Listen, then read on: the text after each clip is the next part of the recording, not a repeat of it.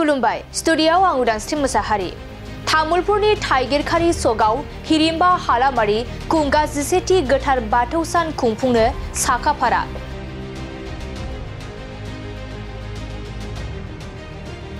कुंगा 11थि गोथार बाथौ सान खुंफुंनो आरो तामुलपुर जिल्ला बिसानि 3थि गेट टुगेदार एबा लोगो हमलायनाय हाबाफारि खुंफुंगोनखौ बिथा खालामनानै दिनै बाथौ थानसालियाव गाहाय खुन्थिया गायसननाय हाबाफारि लादों।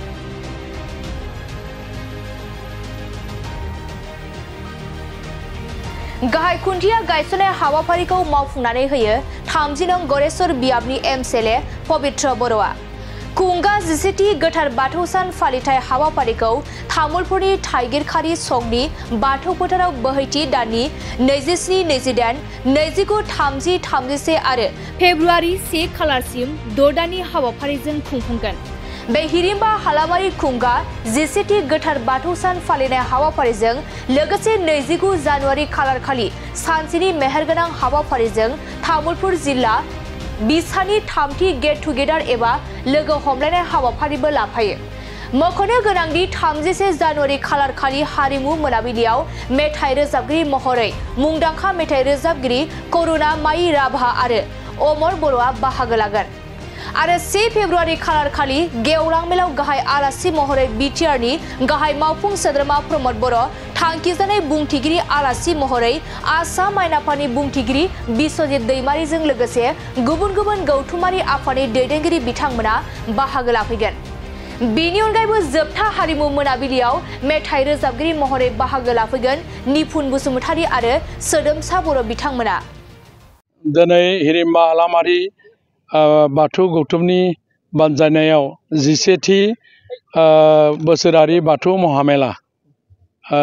बेखौ बेनिनो गिबि खुन्थिया गायसनजेननाय जिथु हाबाफारि बे हाबाफारियाव बाहागो लानानै मानगोनां गागि आफादनि आफादगिरि बि देवलें बिथां आरो बे हाबाफारियाव नुजाफैनो हानाय मेरु गौथुमनि बाथौ मेरु गौथुमनि मानाव गेदेर नेहाथारि आदा मुलुगमुं बुहुम बसुमतारी आदा बिथां बे हाबाफारियाव जिहेतु गोबां रोखोमनि मेहेरगोनां 6 साननि मोनसे हाबाफारि दा बेनिखायनो थांनाय बोसोराव जेरैबायदि गाजा गोमजायै बे हाबाफारिया जाफुंदोंमोन देग्लायबो आफा इसोर बोराइ बाथौनि अननायाव जेन मोजाङै मोजां जोङो देग्लायनि गासै जागायजेननायनिफ्राय जोबजासिम जों हाबाफारिया जोबलाङो बेनि थाखाय गिबियावनो बोराइ बाथौनि सेराव आरज बावदों आरो दिनै जों नुनो मोनदों बेयाव माने जि गोख्रोंथि गोनां सांग्रांथि गोनां बाथौनि फारसे गोसो मोदोम होनानै सिबिनाय सुबुंफ्रा दङ हिसाबै बेयाव गोदो गैयामोन दिनै 11थि बोसोरारि फोरबो जाबाय आरो बेयाव मोनसे सोलायनाया फैगासिनो आरो बेबायदिनो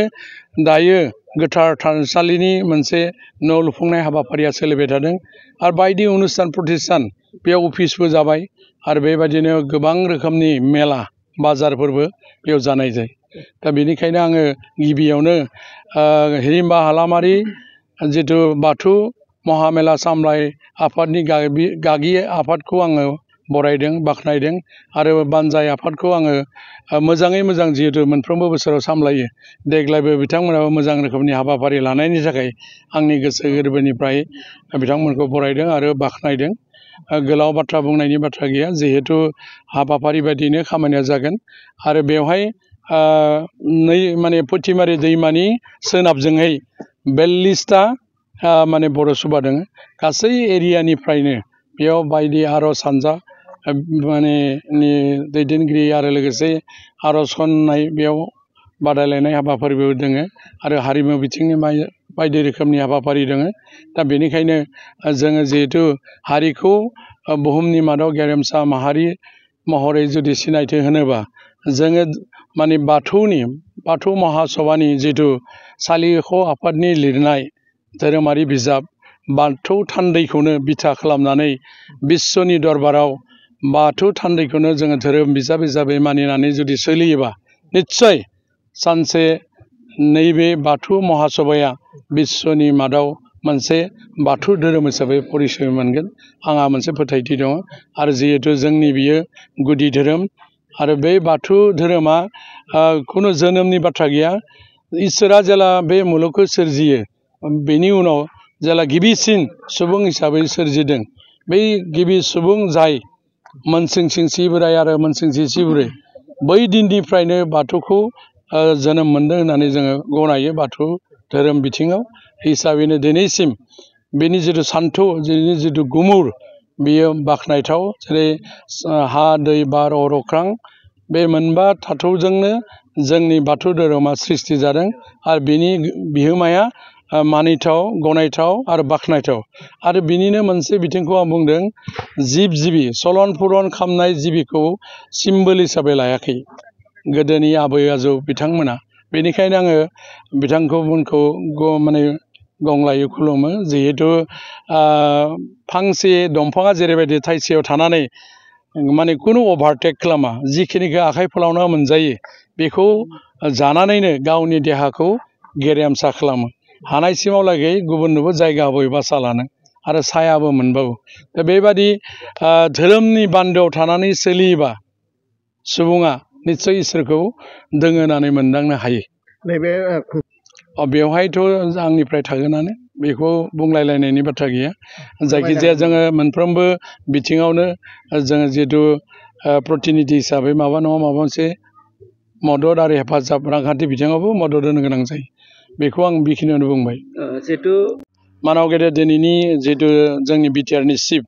बिथांनि दैदेननायाव मोजां खामानि मावदों होननानै बुंनांगोन मानो होनोबा धोरोम बिथिंखौ बिथाङा गारनानै दोनाखै बेनिखायनो मोनसे आलारि सोरां बिथांखि होननाय मोनसे आसनि दिहुननानै फ्लेगशिप स्किम गावनि सरकारनि फान्डजोंनो 2 लाखनि मोनसे आसनि मोनफ्रोमबो थानसालियाव होनो थाखाय बे हाबाफारिखौ लादों माने आसनिखौ लादों आरो बेनि बागैबो मानाव गेदेर दिनैनि बिटिआर चिफनि दैदेननायजोंनो थांनाय माने बोसोराव माने जोंनि तेजपुरनि थेलामारायाव जिथु गौमा आरज सेन्ट्रेल गौथुमनि बे गौमा आरजनि बिथिंजों जोंनि माने हम मिनिस्टार भारतनि नखर मन्त्रि आरो जोंनि आसामनि गिबि मन्त्रि मानाव गेदेर डक्टर हेमन्त बिश्व शर्मानि जिथु फोसावनाय मोनफ्रोमबो माने थानसालियाव जेनेबा 1000 थानसालियाव 5 लाख होगोन होननानै बिथाङा बै गौथुमनि गेजेरजों फोसावदोंमोन आरो बेखौ जोङो मोननायनि लामायाव दङ दायो डिसिनि आन्डाराव बे माने फाइल प्रसेसा जानानै कमिटिफ्रा बेखौ मोननायनि लामायाव थांबाय थादों दा बेनिखायनो धोरोमनि बिथिङाव जोंनि बिटिआर सरकारनिफ्राय जोबोद मोजां मदद आरो हेफाजाबखौ होनायखौ नुनो मोनदों निस्सय बिश्वनि दरबाराव मोनसे समाव माने जोंनि बे बाथौ धोरोमा गोसारथिगोन आरो मानो होनोब्ला नेपालावनो जा बांलादेशआवनो जा बायदि जायगायाव बर'फोर जेराव दं बे जायगायाव जोंनि बाथौनि जिथु माने फोसावनाय बेखौ गनायदों आं बेनिखायनो सेन्ट्रेल बाथौ गौथुमखौ आंनि गोसो गोरबोजों बरायदों आरो बिथांमोनखौ बाख्नायदों जेन जोङो मोनसे समाव थांनानै बाथौ धोरोमनि बिथिंनि गेजेरजोंबो जेन बर' हारिया सिनाय जायो थेंक इउ गिबियावनो हिरिम्बा हालामारि बाथौ फोरबो फालिथाय आफादनिफ्राय नैबे ओनसोलजों लोगोसे बिटिआर बाखि रायजो राजाफोरखौ आङो खुलुमहरग्रोनाय थाबाय दिनैहाय जोङो लाइखुथा स्थापन खालामदो हिरिम्बा हालामारि बाथौ फोरबो फालिथाय आफादनिफ्राय थांनाय बोसोरफोराव जाबायदि जोङो गाजा गोमजायै हिरिम्बा हालामारि बाथौ फोरबो फालिथाय आफादा फोरबो जों नैबे सिथ्लायाव फालिबोबाय दङ देग्लायबो जोङो 6 दिननि हाबाफारि लानानै 27 जानुवारिनिफ्राय 1 फेब्रुवारिसिम 6 दिननि हाबाफारि लानानै जोङो गाजा गोमजायै जोङो फालिनो थाखाय दिनैहाय लाइखुथा स्थापन खालामदों बेवहाय जोंहा बे 6 दिननि जा हाबाफारि बे हाबाफारियाव जोङो गोबांथार जोङो हाबाफारिफोर लानानै जोङो खुंफुंनो थाखाय आखायाव लादों जेरैबायदि जोंहा काबादि भलिबल आरज बादायलायनाय मिस बिउटि आरो बिदिनो धोरोमारि सावरायलायनाय लोगोसे जोङो जोंनि अनजालु फरायसुला फरायसुलि बिथांमोननिसिम जों लेटार जों बेफोरबायदि गोबांथार हाबाफारि लानानै देग्लाय जोङो 6 दिननि जि हाबाफारि बेखौ जोङो गाजा गोमजायै खुंफुंनो थाखाय जोङो आखायाव लादों। दिनैहाय हिरिमबा हालामारि बाथौ फोरबो फालिथायनिफ्राय जोङो फोरमायनानै मोजां मोनगोन दि जोंहा 29 जानुवारि खालि नैबे तामुलपुर डिस्ट्रिक्टनि बिसा जायखौ जोङो बर' सावथुन होननानै मुलुगनि महरगिरिफोर होननानै जों मिथियो। तामुलपुर डिस्ट्रिक्टनि बिसाया 29 तारिखआव नैबे जोंनि हिरिमबा हालामारि बाथौ फोरबो फालिथाय आफादा जे 6 दिन जे जोङो खुंफुंनो थाखाय आखायाव लादों, दा बेवहाय 29 तारिखआवनो जोङो जोंनि प्रग्रामनि गेजेराव जोङो तामुलपुर डिस्ट्रिक्ट जा बिसा बिथांमोननो जोङो सानसे बिथांमोननो जोङो प्रग्राम जोङो हगारनानै होदोंबा बेवहाय बिथांमोना खुंफुंगोन। आरो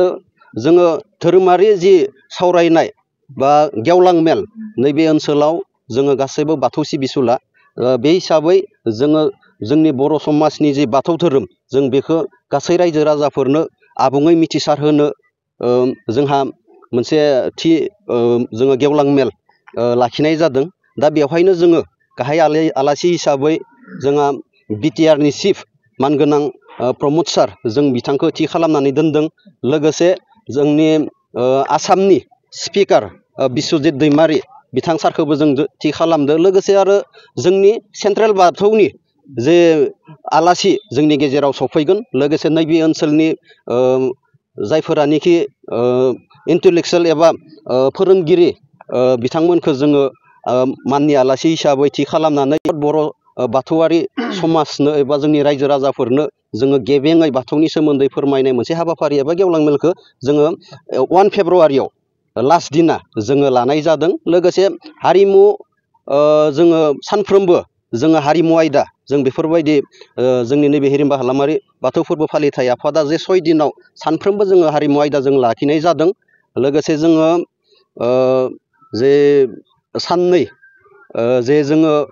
गायक जोङो लाबोनो नागिरदों। जोंहा मा होनगोन बसुमतारी बिथाङाबो गायक, करुना मयराभा आरो अमर बर' बिथांमोनखौ जोङो नैबे जोंनि जा 6 दिननि जि हाबाफारि दा बेवहाय जोङो लाबोनाय जादों। जोंनि जा कालचार नाइट बियो हरफ्रोमबो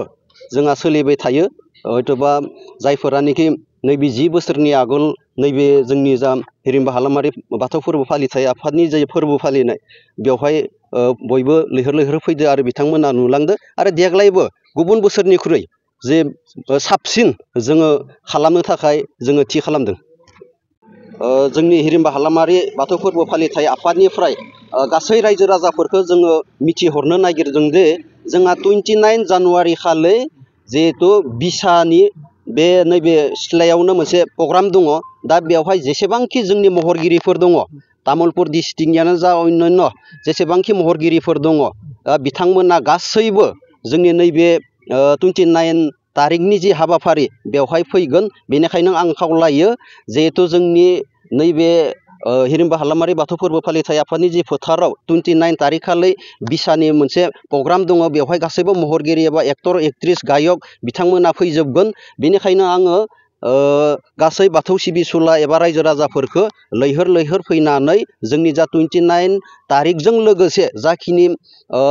27 तारिखनिफ्राय 1 फेब्रुवारिसिम जि फालिनो जोङो लाहार फाहार खालामदो, बेवहाय गाजा गोमजायै सानफ्रोमबो फैगोनखौ जोंनि हिरिमबा हालामारि बाथौ फोरबो फालिथाय आफादनिफ्राय गुरै खावलायहरनाय जाबाय।